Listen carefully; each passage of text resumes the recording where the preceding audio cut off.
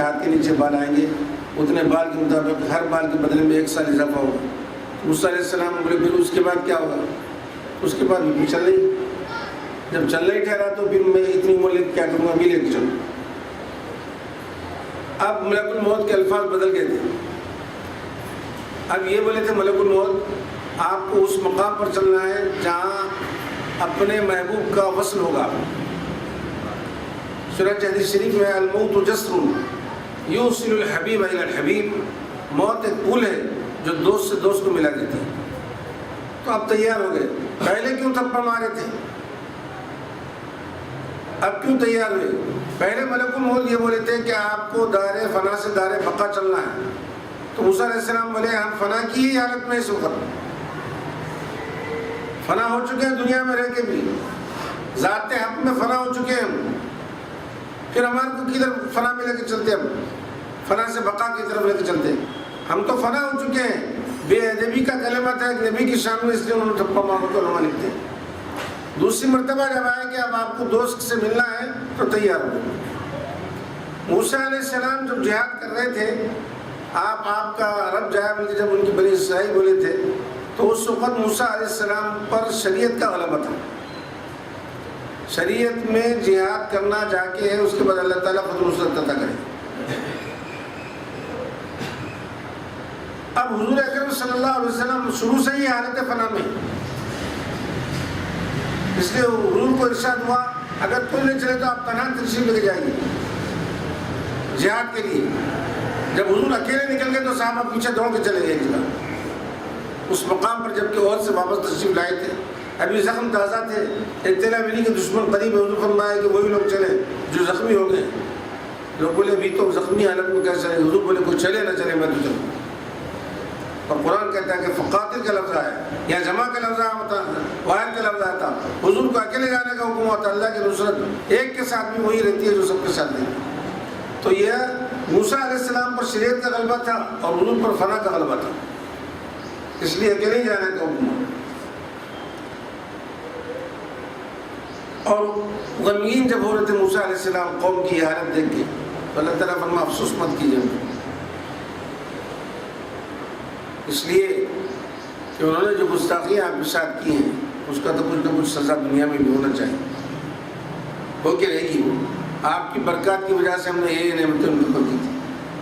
وَاتْلُ عَلَيْهِمْ نَبَأَ ابْنَيْ آدَمَ بِالْحَقِّ، اب ارشاد ہو رہا ہے کہ جب بنی اسرائیل آئے تھے حضور کے پاس، جس طرح یہ انبیاء کو قتل کیے تھے، حضور کے بھی قتل کے درپے ہو گئے تھے، اور حضور کو ارشاد ہوا میرے محبوب آپ ان کے اوپر وہ آدم علیہ السلام کے دونوں بیٹوں کا قصہ سنا دیجئے ان کو۔ اشارتاً قرآن کہہ رہا ہے وَاتْلُ عَلَيْهِمْ، آپ تلاوت کر دیجئے ان کے اوپر نَبَأَ ابْنَيْ آدَمَ بِالْحَقِّ، آدم علیہ السلام کے دونوں بیٹوں کی جو خبریں ہیں حق کے ساتھ بلا کم سنا دیجئے۔ اِذْ قَرَّبَا قُرْبَانًا فَتُقُبِّلَ مِنْ أَحَدِهِمَا، جبکہ وہ دونوں نے قربانی دی تھی کسی چیز کی، ان میں سے ایک کی قربانی قبول کر لی گئی، فَتُقُبِّلَ مِنْ أَحَدِهِمَا وَلَمْ يُتَقَبَّلْ مِنَ الْآخَرِ، اور دوسرے کی قربانی کو قبول نہیں کیا گیا۔ قَالَ لَأَقْتُلَنَّكَ، جس کی قربانی قبول نہیں کی گئی، آدم علیہ السلام کے وہ بیٹے نے کہا دوسرے بھائی کو میں تجھے ضرور قتل کر دوں گا، حسد کی بنیاد پر۔ تیری قربانی قبول ہو گئی اور میری قربانی قبول نہیں ہوتی تو حسد ہو گیا، اس حسد کی بنیاد پر کیا ہوا، میں تجھے قتل کر دوں گا۔ قَالَ إِنَّمَا يَتَقَبَّلُ اللَّهُ مِنَ الْمُتَّقِينَ، تو دوسرے بھائی نے کہا بھائی میرا کیا قصور ہے کہ تیری قربانی قبول نہیں ہوتی؟ تو ان کے دل لوگوں کی قربانی قبول ہوتی ہے، اللہ تعالیٰ متقیوں کی قربانی قبول کرتا ہے۔ قرآن کریم میں لَن يَنَالَ اللَّهَ لُحُومُهَا وَلَا دِمَاؤُهَا وَلَكِنْ يَنَالُهُ التَّقْوَىٰ مِنكُمْ، اللہ کو گوشت خون نہیں پہنچتا بلکہ دلوں کا تقویٰ پہنچتا ہے۔ متقیوں کی قربانی عمل کے لیے شرط تقویٰ اور پرہیزگاری ہو، جس سے یہ کہ آدم علیہ السلام ابو علیہ السلام نے دنیا میں تشریف لائے، توالد اور تناسل کا سلسلہ شروع ہو گیا، تو 20 مرتبہ ان کو بچے پیدا ہوئے۔ اور قصہ کہتا ہے کہ ہر وقت میں 2 بچے پیدا ہوتے، ایک لڑکا ایک لڑکی، چونکہ اور نسل انسانی نہیں تھی، آغاز وہیں سے ہوا، تو جو بھائی کے ساتھ بہن پیدا ہو حقیقی بھائی بہن سمجھے جاتے تھے، کہ دوسرے کھیل میں جو پیدا ہوتے تھے ان کے ساتھ رشتہ جائز تھا، ایک ساتھ جو پیدا ہوتے ہیں ان کے ساتھ رشتہ جائز نہیں تھا، دوسرے وقت میں جو پیدا ہوتے ہیں ان کے ساتھ رشتہ جائز تھا، تو ہر وقت دو پیدا ہوتے تھے، ایک بچہ ایک بچی۔ تو حابیل قابیل دو بیٹے تھے، قابیل قتل کر دیا حابیل کو۔ حابیل کے ساتھ جو لڑکی پیدا ہوئی وہ ذرا رنگ و روپ اور صورت شکل کے اعتبار سے اچھی نہیں تھی، قابیل کے ساتھ جو لڑکی پیدا ہوئی وہ بہت خوبصورت تھی۔ تو اس زمانے کے قاعدے کے مطابق آدم علیہ السلام نے فرمایا کہ قابیل کے ساتھ جو لڑکی پیدا ہوئی اس کا نکاح حابیل کے ساتھ ہوگا، حابیل کے ساتھ جو لڑکی پیدا ہوئی اس کا نکاح قابیل کے ساتھ ہوگا۔ قابیل نے کہا کہ یہ کیسے ہو سکتا ہے، اچھی خوبصورت لڑکی کے ساتھ تو میں نکاح کروں گا۔ آدم علیہ السلام نے فرمایا کہ یہ جائز نہیں، تمہارے ساتھ جو لڑکی پیدا ہوئی تمہاری حقیقی بہن ہے، ان کے ساتھ نکاح نہیں کر سکتے، دوسرے کھیپ میں جو پیدا ہوئے ان کے ساتھ کر لیں۔ اس نے کہا کہ آپ حابیل کو چاہتے ہیں اس لیے اس کی محبت میں اس طرح اس کے حوالے کرنا چاہتے ہیں، میں تو قبول نہیں کروں گا۔ آدم علیہ السلام نے کہا ٹھیک ہے چلو قرہ ڈالو۔ اس زمانے میں طریقہ یہ تھا، اللہ کی بارگاہ میں قربانیاں پیش کرتے، آسمان سے ایک سفید آگ آتی، جس قربانی کو جلا دیتی ہے اٹھا کے لے جاتی، یہ سمجھا جاتا تھا کہ اس کی قربانی قبول ہوگی۔ جس چیز کو وہی چھوڑ کے چلے جاتی ہے تو یہ سمجھا جاتا ہے کہ اللہ نے اس کی قربانی نہیں قبول کی، تو تم نے وہ قرآن نازل کرو۔ تو دونوں تیار ہوئے۔ قابیل جو قاتل تھا وہ کھیتی باڑی کرتا تھا، حابیل جو قتل ہو گئے وہ کیا کرتے تھے، بکریوں کو چراتے تھے۔ ان کے پاس اچھے بکرے تھے، انہوں نے سب سے عمدہ بکرے کو اللہ کی راہ میں پیش کیا۔ اس لیے اللہ کی بارگاہ میں اگر تم مال دے تو عمدہ مال دینا۔ قرآن کریم میں ہے لن تنالوا البر حتى تنفقوا مما تحبون، تم ہرگز نیکی کو حاصل نہ کر سکو گے اس وقت تک جب تک کہ اپنے اچھے مال کو اللہ کی راہ میں قربان نہ کرو، پیش نہ کرو، خرچ نہ کرو۔ حابیل نے ایک اچھا بکرا قربانی کے لیے منتخب کر دیا۔ قابیل کیا کرا، اپنے کھیت میں سے جس بالیوں میں رتی گیہوں ہوتے وہ اللہ کی بارگاہ میں قربانی کے لیے تیار کیا، تھوڑا لائے، دونوں لے جا کے پہاڑ پر رکھ دی۔ پہاڑ پر رکھنے کے بعد ہوا یہ کہ آگ آسمان سے آئی اور حابیل کے بکرے کو لے کے چلی۔ قابیل کے گیہوں وہیں پڑے رہ گئے، رتی جو تھے۔ اعلان ہوگا کہ تمہاری قربانی قبول نہیں کی۔ اب اس کو حسد ہوگا، یہ کیسے ہو سکتا ہے، پہلے تو لڑکی سے شادی نہیں کر رہے میری، دوسرے یہ کہ تیرا مال اللہ قبول کر لیا اور میرا نہیں، تو بھائی میرا کیا قصور ہے اس کے اندر۔ حسد پیدا ہوگا۔ علماء فرماتے ہیں سب سے پہلے فساد کی بنیاد عورت بنی۔ ہمارے پاس مشہور ہے زر زن زمین، ان سے جھگڑے ہوتے ہیں، تو سب سے پہلے فساد کی بنیاد عورت بنی، اس کی وجہ سے دونوں بھائیوں میں جھگڑا ہو گیا۔ دوسری بات یہ ہے کہ اس کو حسد پیدا ہو گئی، اور شیطان کو بھی، ابلیس کو بھی حسد ہوئی تھی آدم علیہ السلام سے۔ حسد کی بنیاد پر یہ سجدہ کرنے سے انکار کر دیا۔ حسد انسان کو جلا کے رکھ دیتی ہے، اعمال کو بھی ختم کر کے رکھ دیتی ہے، کہیں کا باق نہیں رکھتی۔ تو حسد پیدا ہوگا اس کو کہ اس کی قربانی قبول ہو گئی، میری قربانی قبول نہیں، لہٰذا اس نے کہا کہ میں تجھے قتل کر دوں گا، چھوڑوں گا نہیں تجھے۔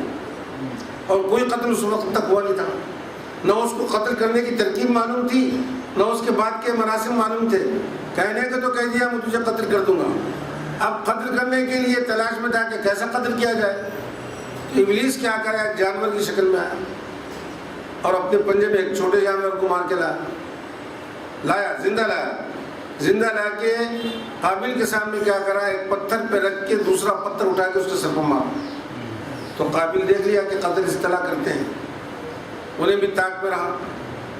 حابیل اپنے بکریوں کو چرا رہے تھے پہاڑی پر، چراتے دوپہر کے وقت میں لیٹ گئے، اور اس وقت آدم علیہ السلام حج کو تشریف لے کے چلے گئے، موجود نہیں تھے اس وقت وہاں۔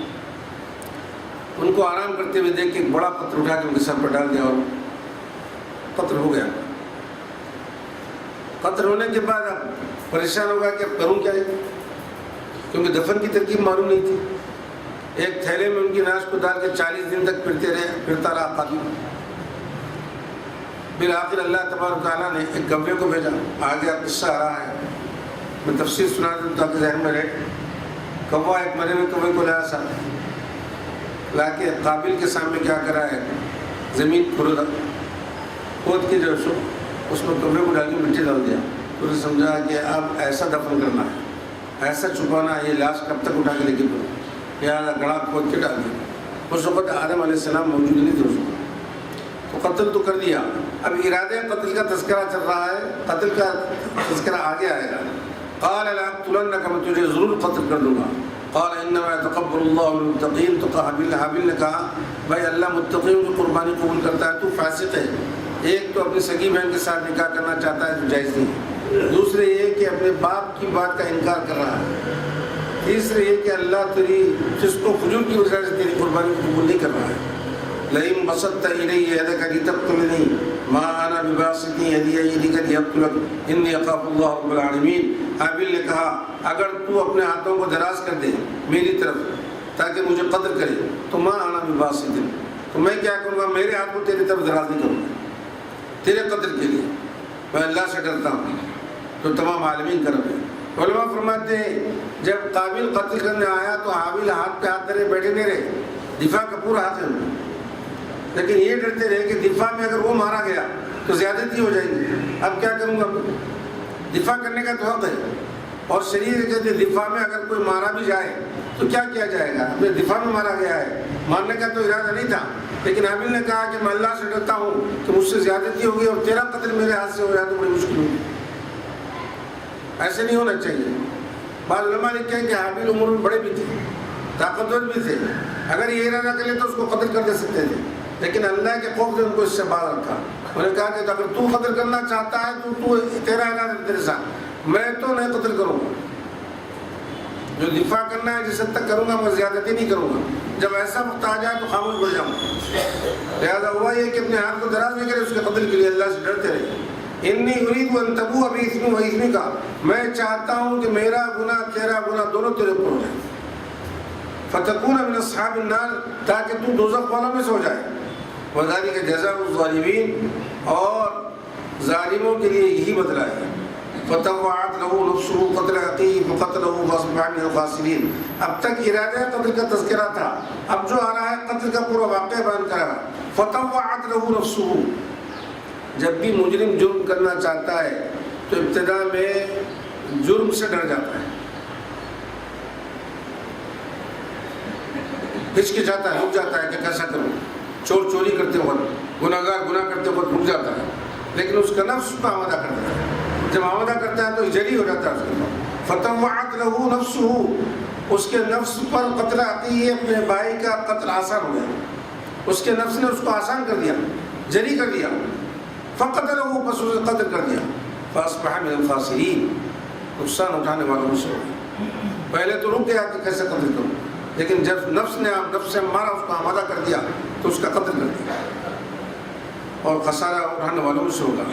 حابیل نے کہا کہ میں اپنے ہاتھ دراز نہیں کروں گا، میں قتل نہیں کروں گا، میں صبر کروں گا، صابرین میں سو جاؤں گا، مجرمین میں سو جاؤں. فبعث اللہ غرابا یبحث فی الارض لیریہ کیف یواری سوءۃ اخیہ، اللہ نے بھیجا ہے کبے کو. غراب بولتے ہیں کبے کو، یہ غرب سے، غرب کے معنی چھپ جانے کے. چنانچہ سورج کو جب ڈوبتا ہے تو اس کو غروب ہو جاتا ہے، چھپ جاتا ہے. غرب، غراب بھی کبے کو اس لیے بولتے ہیں کہ وہ دور اڑ کے چلا جاتا ہے اپنے گھر سے. فبعث اللہ غرابا، اللہ نے کبے کو بھیجا. یبحث فی الارض، بحث یبحث کے معنی کھودنا، کھوجنا، کریدنا. بحث کو بحث اس لیے بولتے ہیں کہ اس سے کرید کر کوئی نتیجہ ظاہر ہو جاتا ہے، کوئی چیز ظاہر ہو جاتی ہے. جب کھودتے ہیں تو زمین کے اندر کی چیز ظاہر ہو جاتی ہے. جب بحث کرتے ہیں تو آدمی کوئی نتیجے پر پہنچ جاتا ہے، اس لیے بحث کو بحث اس لیے کہتے ہیں. تو کبے نے کھودا زمین کو، لیوریہ، تاکہ دکھا دے کیف یواری سوءۃ اخیہ، اپنے بھائی کی ناش کو کیسا چھپاتے ہیں. قال یا ویلتى اعجزت ان اكون مثل هذا الغراب. اب قابیل جب کبے کو ایسا کرتے دیکھا تو حسرت سے افسوس کرنے لگا کہ ہائے میں اس کبے سے بھی گزرا ہو گیا، کبے سے مجھے سیکھنا پڑا. کبے کو دیکھ کر مجھے دفن کرنے کا طریقہ، حالانکہ ایک جانور معمولی سی، میرے ذہن میں اپنے خرید میں میرے کیوں نہیں آیا.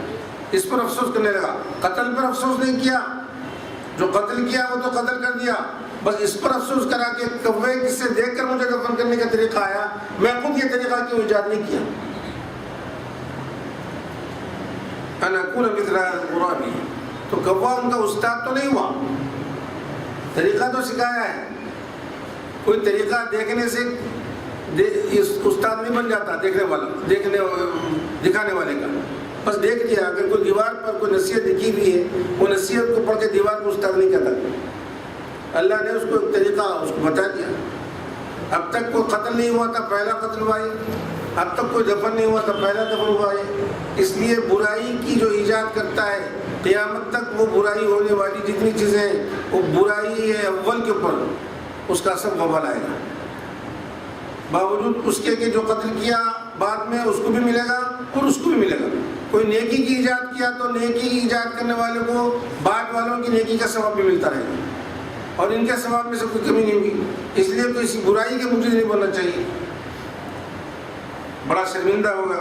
من اجل ذلک كتبنا علی بنی اسرائیل انہ من قتل نفسا. یہ بات سمجھا رہے ہیں کہ ہم نے لکھ دیا ہے بنی اسرائیل پر، انہ من قتل نفسا، جو بھی کسی کو قتل کرے گا بغیر نفس، بغیر قتل کے. قتل کے قصاص میں قتل کرنا جائز ہے. اگر کوئی کسی ناحق کسی کو قتل کر دیا تو اس کے قصاص میں اگر قتل اس کو بھی کیا جائے تو درست ہے. تو بغیر کسی قتل کے قتل کیا ہوا اور فساد فی الارض، اور زمین میں بغاوت کی نہیں کیا ہوئی، کوئی فساد نہیں پہنچائے، اس وقت بھی قتل نہیں کر سکتے. باقی کی سطح پہ قتل ہے. اگر ملک کے اندر کتنے جرائم ہو جائے تو جرائم کی سزا قتل نہیں ہے. اگر ملک سے بغاوت کر دے تو بغاوت کی سزا قتل ہے. تو زمین میں بغاوت کر دے یا کسی کو ناحق قتل کر دے تو اس کے پاداش میں قتل کیا جا سکتا ہے. یہاں تو کوئی ایسا ہوا نہیں. فکانما قتل الناس جميعا، اگر کوئی ناحق کسی کو قتل کرتا ہے تو ساری انسانیت کا قاتل ہے. ومن احیاها فکانما احیا الناس جميعا، اگر وہ کسی کو زندہ رکھتا ہے، چھوڑ دیتا ہے، تو سارے انسانوں کو زندہ رکھنے کے برابر ہے. وَلَقَدْ جَاءَتْهُمْ رُسُلُنَا بِالْبَيِّنَاتِ ثُمَّ إِنَّ كَثِيرًا مِّنْهُمْ بَعْدَ ذَلِكَ فِي الْأَرْضِ لَمُسْرِفُونَ. بلا شبہ آئے ان کے پاس ہمارے رسول کھلی نشانیوں کے ساتھ. ثم ان كثيرا منهم بعد ذلك في الارض، پھر ان میں سے بہت ساری چیزیں اس کے بعد زمین میں آئی اور اسراف کرنے والوں کے لیے سزا رکھی گئی. انما جزاء الذين يحاربون الله ورسوله ويسعون في الارض فسادا ان يقتلوا او يصلبوا او تقطع ايديهم وارجلهم من خلاف او ينفوا من الارض. بے شک ظالموں کا بدلہ یہ ہے جو لوگ اللہ سے لڑتے ہیں، اس کے رسول سے لڑتے ہیں. انما جزاء الذين يحاربون الله ورسوله، اللہ اور رسول سے لڑنے والوں کی سزا دیکھیے گی. ويسعون في الارض فسادا، اور زمین میں بغاوت کرتے ہیں، فساد پھیلاتے ہیں. ان يقتلوا، یا تو ان کو قتل کر دیا جائے، او يصلبوا، یا ان کو پھانسی دے دی جائے، او تقطع ايديهم وارجلهم، یا ان کے ہاتھ پاؤں کو الٹی طرف سے کاٹ دیا جائے. من خلاف او ينفوا من الارض، یا ان کو زمین میں در بدر کر دیا جائے، دور پھینک دیا جائے، جلا وطن کر دیا جائے. 4 سزائیں تجویز کی. پہلی سزا یہ فساد ان یقتلوا، ان یقتلوا، قتل کر دیا جائے. کس کو قتل کر دیا جائے؟ اگر کوئی کسی کو قتل کرا تو قتل کے قصاص میں قتل کرنا جائز ہے. اگر کوئی کسی کا مال بھی لوٹا اور قتل بھی کیا ہے، 2 کام کیا ہے. یہ مال نہیں لوٹا، خالی قتل کیا تو قتل کے بدلے میں قتل کرنا. اگر مال بھی لوٹا ہے اور قتل بھی کیا ہے تو فرمایا یسلم وصولی للجزاء. 2 کام کیا انہوں نے. تیسرا یہ کہ صرف مال لوٹا ہے، قتل نہیں کیا ہے، تو بولے او تقطع ایدیہم وارجلہم، ان کے مخالف سمت سے ان کے ہاتھ پیر کاٹ دو. اگر ہاتھ پونچوں سے کاٹے تو بائیں پیر، سیدھا ہاتھ پونچوں سے کاٹے تو بائیں پیر گھٹنے سے مخالف سمت سے کاٹو، پیچھے سے نہیں مخالف سمت سے کاٹو، تاکہ سزا ہو جائے. یا زخمی کر دے تو ان کی بھی یہی سزا ہے. یا اگر حاکم یہ چاہے تو اس کو شہر بدل کر دے. یہ تو 3 سزائیں ذکر کی گئی ہیں، لیکن اس کے علاوہ بھی سزاؤں کی بہت ساری صورتیں ہوتی ہیں تو اختیار دے دیا حاکم کو، وہ جو چاہے مناسب سزا دے دیں تاکہ پھر فساد نہ ہو زمین کے اندر. ذالک لہم خزی فی الدنیا، ان کے لیے دنیا میں رسوائی ہے. وَلَهُمْ فِي الْآخِرَةِ عَذَابٌ عَظِيمٌ، ان کے لیے آخرت میں عذاب عظیم ہے. إِلَّا الَّذِينَ تَابُوا مِن قَبْلِ أَن تَقْدِرُوا عَلَيْهِمْ فَاعْلَمُوا أَنَّ اللَّهَ غَفُورٌ رَحِيمٌ. مگر جو لوگ توبہ کر لیے قبل اس کے کہ وہ قبضے میں آ جائیں، پکڑ لیے جانے سے پہلے توبہ کر لے تو اللہ تعالیٰ ان کی توبہ قبول کرے. ایسے لوگوں کو چھوڑ، پکڑے جانے کے بعد توبہ کریں تو آپ ان کی توبہ قبول نہیں ہے. اس لیے اسلامی لشکر جہاں بھی جاتا اعلان کر دیتا، لوگوں یا تو جزیہ دے دے، ہم کو آزادی اور تمہاری حفاظت کریں گے، جزیہ دے دو. یا نہیں تم اپنے مذہب پر ہو، ہم کو جزیہ دے دو، یا نہیں تو پھر ایمان قبول کر لو۔ تیسری صورت یہ ہے دونوں بھی نہیں کرتے تو جنگ کے لیے تیار ہو جائے۔ اور سن لو، جنگ کے بعد جو قبضے میں آئیں گے ان کو کوئی مہلت نہیں دی جائیں گی، اب آزادی نہیں ملے گی، یا تو غلام بنا دیے جائیں گے۔ ہاں پہلے سے اگر تم جزیہ دیں گے آزاد رہیں گے۔ قرآن میں وہ اعلان کر رہا ہے اگر تم قبضے میں آنے سے پہلے توبہ کر لیں گے تمہاری توبہ مقبول ہو جائے گی۔ اگر پکڑ لیے جائیں گے پولیس کے ہاتھوں، اب بولے معاف کر دو، ایک مرتبہ ہوگا نہیں، اب نہیں چھوڑیں گے۔ اگر ان کو چھوڑ دینا کیا ہے، جن کی پرورش کرنا ہے۔ ہاں توبہ کرنے کے بعد بھی حاکم کو اختیار ہے کہ مزید جرم نہ کر سکے، قید میں ڈال دیا، عمر قید کی سزا دے دے، قتل نہ کرے، سولی نہ دے، ہاتھ منہ نہ کاٹے، عمر قید کی سزا دے دو، ایسا لوگ بوڑھے ہونے تک سزا دے دو، اپنے بڑھاپے میں جرم نہ کر سکے، یہ حاکم کو اختیار ہے۔ توبہ کرنا بہت اچھا ہے کہ جرموں سے توبہ کر لے کے پاک و صاف ہو جانا۔ جان لو کہ اللہ تعالیٰ غفور رحیم ہے، بخشنے والے ہیں، رحم کرنے والے ہیں۔ اللہ کی بارگاہ میں کیا ہے، اللہ تعالیٰ تو اپنے بندوں کی توبہ قبول کرتا ہے، اس لیے مرنے والے کو تاکید ہے جب موت کا وقت آ جائے تو مومن کا ایمان خوف اور امید کے درمیان میں ہوتا ہے۔ ایسے وقت میں صرف اللہ کی رحمت کے امیدوار ہونا۔ خوف کا زمانہ ختم ہوگا کیونکہ مرنے کے وقت میں اب گناہ کا امکان نہیں رہتا۔ خوف ڈرنے کی بات نہیں ہے، اور خوف کی حالت میں اللہ کی بارگاہ میں جائیں گا تو ایسا جائیں گا جیسے کہ بھاگا ہوا غلام آتا ہے، اور اللہ سے رحمت کا امیدوار ہو کے جائیں گا آزاد سے تو یہ سمجھ کے آئیں گا پروردگار مجھے انعام دینے والا ہے۔ اللہ کی رحمت کے امیدوار ہو کے جانا، ایمان کے ساتھ جانا دنیا سے، یہ بڑی شان کی بات ہے۔ اور توبہ و استغفار ہمیشہ کرتے رہنا، مومن نہیں رہتا ہے بغیر توبہ کے، اس لیے ہر روز شام میں سوتے وقت میں توبہ ضرور کر کے سونا چاہیے، استغفار کرنا چاہیے۔ شام سو گئے صبح اٹھے تو توبہ کرو، صبح سے جب شام تک پھرتے رہے شام میں سو جاؤ تو توبہ کر کے سو جاؤ۔ اللہ توبہ قبول کرنے والا ہے۔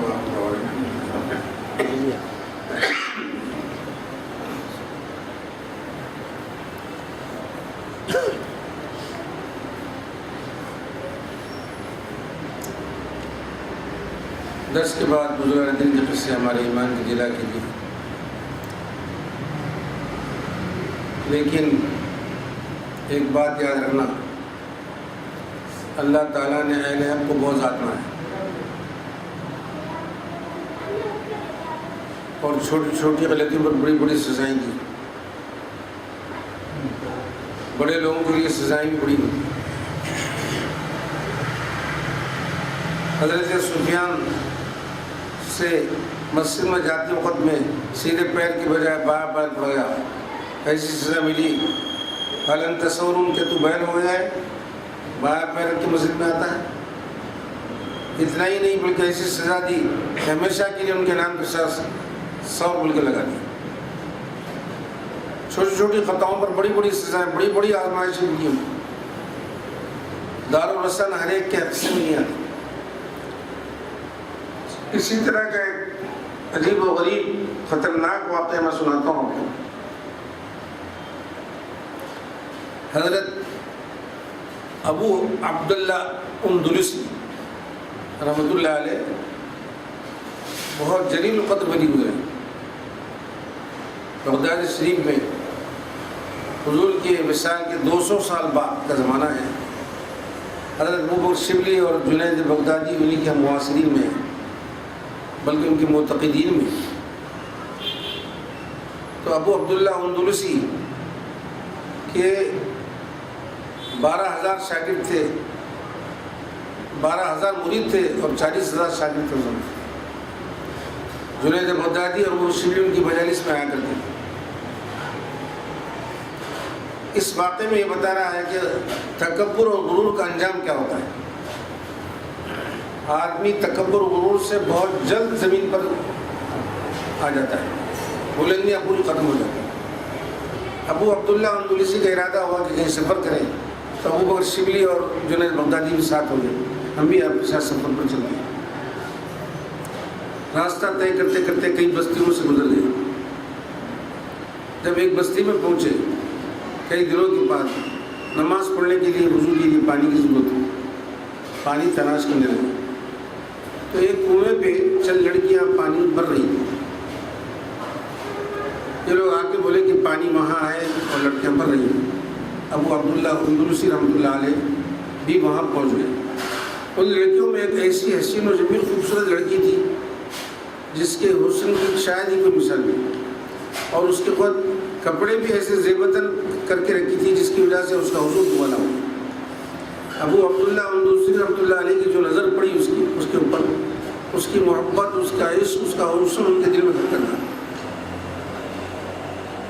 نماز تو پڑھ لیے وضو کر کے، اور نماز کے بعد وہاں پوچھے کہ یہ لڑکی کس کی ہے؟ تو لڑکیوں نے کہا کہ یہ ہمارے بستی کے سردار کی لڑکی ہے۔ تو ابو عبداللہ اندلسی سے کہا کہ تمہارے بستی کا سردار اپنی بچی سے ایسے عقید کام لیتا ہے، اس کا نوکر چاکر نہیں ہے؟ تو ان بچیوں نے کہا ہمارے بستی کا سردار بہت عقلمند اور دانا ہے، وہ اپنی بچی کو اپاہج نہیں کرنا چاہتا، کام کاج کی عادت ڈال رہا ہے تاکہ وہ اپنے شوہر کے گھر جا کر اس کو تنگ نہ کر سکے، اس لیے خود اپنے کام کرنے کی اس کو عادت ڈال رہا ہے۔ اس کے بعد ابو عبداللہ اندلسی 3 دن تک وہیں بیٹھے رہے، نماز کا وقت آتا تو نماز پڑھ لیتے پھر بیٹھ جاتے۔ یہ لوگ دیکھ کے بڑے حیرت پہ پڑ گئے کہ 3 دن ہو گئے ہیں، شیخ اٹھنے کا نام نہیں لے رہے ہیں۔ ابو بکر شبلی رحمۃ اللہ علیہ ہمت کرے، بلکہ شیخ 3 دن ہو گئے ہیں، ہم سب پریشان ہیں، چلیے یہاں سے۔ اس کے بعد ابو عبداللہ اندلسی نے ابو بکر سے کہا ابو بکر راز کب تک راز رہے گا؟ اب تک تو راز کے پردے پڑے ہوئے تھے، اب تم جب پوچھ ہی رہے ہیں تو سن لو کہ میرے دل میں اس کی محبت گھر کر گئی اور میری ولایت چلی گئی، میری ولایت چلے گی۔ شاید چلو میں اب آنے والا نہیں، جو قضا قدر میں ہوتا وہ جو جاری ہو چکا ہے۔ یہ لوگ بہت پریشان ہوئے۔ اس کے بعد چلو اب کیا کریں گے، اپنے وطن کو واپس چلے جائیں، شاید کو وہاں چھوڑ دیں گے۔ وہ شبلی جنید بغدادی دوسرے ہزار وطن کو واپس گئے۔ جب بغداد پہنچے تو مریدین شاگردوں کو اطلاع ہوئی تو لوگ خوشی سے مسرت میں دوڑے دوڑے چلے آئے کہ شیخ سے ملاقات کریں گے، مدت ہو گئی ہے شیخ کے جانے میں۔ آنے کا بولے کہ شیخ کہاں ہیں؟ سارا واقعہ جب ان کو معلوم ہوا تو کپڑے پھاڑ کے مریدین تلامذہ رونے لگے، اور روایت میں آیا کہ کئی لوگ اس وقت جاں بحق ہو گئے اس صدمے سے کہ شیخ کا یہ حال ہو گیا۔ خانقاہیں سب بند ہوئی۔ اس ابو بکر شبلی کے مقام پر چلے گئے، جنید بغدادی چلے گئے، 1 سال گزر گیا، خانقاہیں بند پڑی ہوئی تھیں۔ 1 سال کے بعد خیال ہوا کہ شیخ کے جا کے 1 سال ہو گیا، کیا حال میں ہے دماغ، چلو جا کے پھر دیکھیں گے۔ ابو بکر شبلی وغیرہ سب مل کے پھر اس مقام پر رک دیے۔ چلتے چلتے جب مدت کے بعد پہنچے وہاں تو شہر میں جانے کا پوچھے کہ یہاں شیخ آیا تھا 1 سال پہلے، کہاں گیا؟ تو وہ تو سوروں کو چلا رہا۔ بولے یہ کیسا ہو گیا؟ تو وہ شیخ اس سردار کی بیٹی سے نکاح کرنے کی خواہش کیا تو سردار اس شرط پر قبول کر لیا کہ اس کے سور چلائے۔ شیخ قبول کر لیا۔ کہاں آئے؟ تو کسی جنگل میں ہوگا۔ جب تلاش کرتے کرتے جنگل میں پہنچے تو شیخ اپنی لکڑی سے ٹیکا لگائے اس کو چرا رہا۔ جب یہ پہنچے سلام کرے، حالت دیکھ کے بہت خراب ہے، جس لکڑی کو ٹیکا دے کے آپ چلا رہے تھے باس کرتے تھے، آج اسی لکڑی سے ٹیکا دے کے ان کو چلا رہے ہیں۔ وہ بھی روئے، یہ بھی روئے، اصرار کیا آپ واپس چلیے، تو شیخ نے کہا میں واپس نہیں آتا، انکار شدید کر دیا۔ اس کے بعد یہ لوگ واپس ہو گئے پھر وہاں سے۔ وہ لوگ یہ کہتے ہیں کہ ابھی ہم 3 منزل تک پہنچے تھے، تیسری منزل پہ پہنچ کے جب ٹھہرے تو اچانک ایک نہر سے شیخ غسل کر کے نکلے اور زور زور سے کلمہ پڑھ رہے تھے۔ ہم دیکھ کے بہت خوش ہو گئے۔ اس کے بعد ہم سے کپڑا منگا تو ہم نے کپڑے دیے، شیخ کپڑا لپیٹ کے نماز میں کھڑے ہوئے۔ ہم اس سے پوچھے آپ تو اتنا انکار شدید کر دیے تھے نہیں آنے کا، آپ کیسے آ گئے؟ تمہارے جانے کے بعد بارگاہ الہی میں میں گریہ گزاری کرتا رہا، اللہ میرے باوجود گناہوں کے مجھ پر رحم کرا اور ہدایت سے سرفراز کیا، اور اچانک مجھے اس نہر پر پہنچا دیا۔ میں غسل کر کے نکلا ہوں تمہارے ساتھ، اب چلو چلیں گے۔ مگر یہ واقع ہوا کیسا؟ یہ سب ہوا کیوں؟ وجہ کیا تھی؟ تو شیخ اس وقت یہ کہنے لگے جس وقت ہم اس شہر کا ارادہ کر کے جا رہے تھے